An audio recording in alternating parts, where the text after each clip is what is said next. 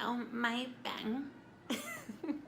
So my name is Billie, and today I will be talking to you about hotels. Now, obviously, don't mind my dirty hand. Now, obviously, if you're coming here for the first time and you're not originally from here or you don't have family here, you're gonna need a hotel. And as far as hotels go, if you're anything like me, I love to plan ahead of time. So then, you'll have a place to stay. I know there are a lot of people who travel that don't worry about it until they get to the country and then they're like, okay, let's go find one. But I'm not that type of person. Now, as far as hotels go, I do have experience with two different booking sites. And the first one I'm going to be talking to you about is hotels.com.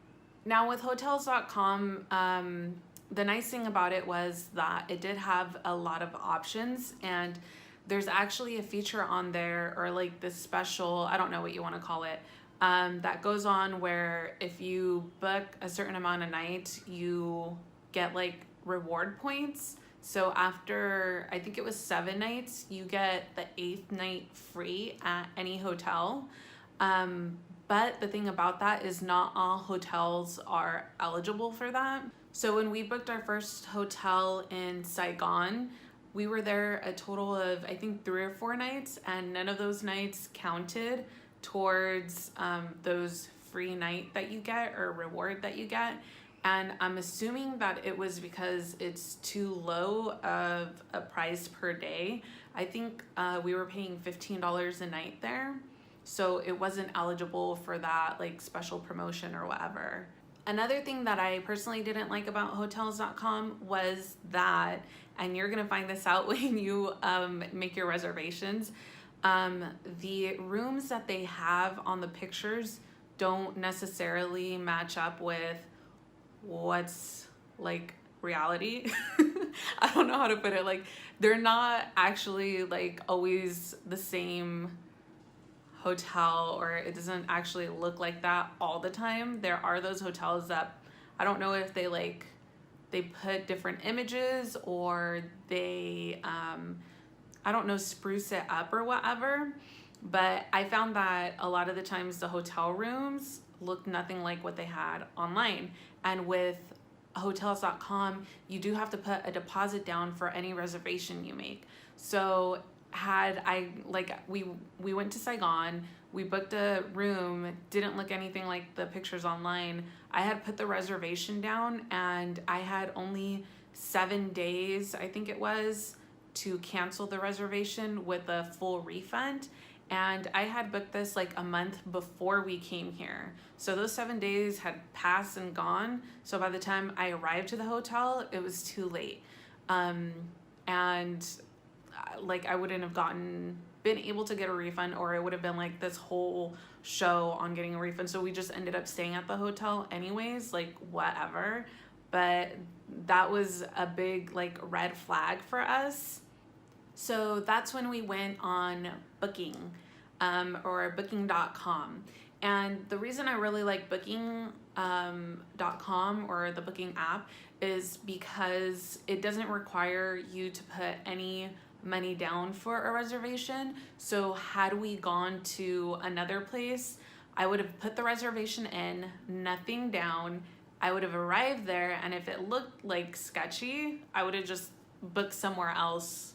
But my experience with Booking was really good. So not only was there no deposit that I had to put down, which was a total plus, but the hotel that we booked on there was so pretty. The pictures didn't do the actual hotel justice, which was really weird because I had experienced the opposite with hotels.com. Which in reality isn't a thing with the actual websites. I know that the hotels.com versus booking.com doesn't control the hotels itself, but my main gripe with it was just the whole deposit thing. If it's not something, if anything comes up or whatever, I don't have to fight with a site to try to get my money back or use it towards something else.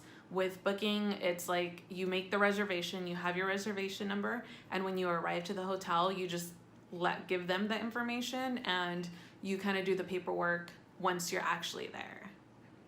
And the nice thing about booking is they have like all the same hotels that I saw on, what is it called? Hotels.com. So it's not like it's like a cheapy website or anything. It's actually really nice. So I would totally recommend booking.com if you're gonna book any hotel. And that's just because my experience with it has been really good. Tea break.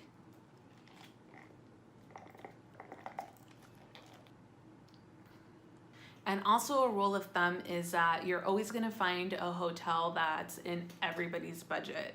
There are hostels that are a lot cheaper if you're willing to bunk with strangers.